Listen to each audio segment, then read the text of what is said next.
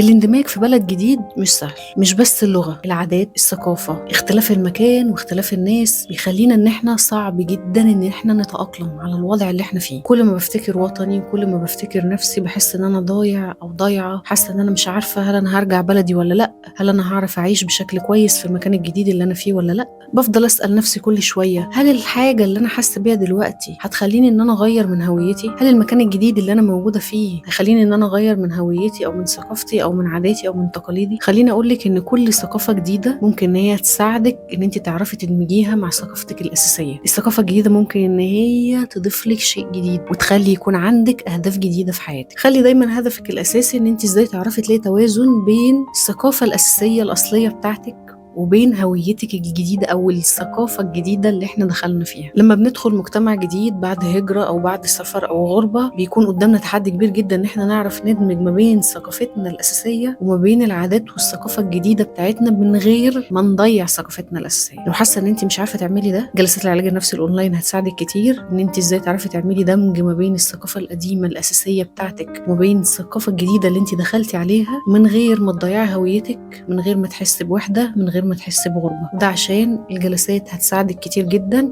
انها تخفف من عليكي صراع الهويات اللي انت حاسة بيه بسبب اختلاف الاماكن، وان انت تقدري تحققي التوازن اللي انت محتاجاه في حياتك ما بين ثقافتك الاساسية والثقافة الجديدة اللي انت دخلتي فيها. احجزي جلستك الاونلاين دلوقتي وما تنسيش هتلاقي لينك الحجز موجود في البايو.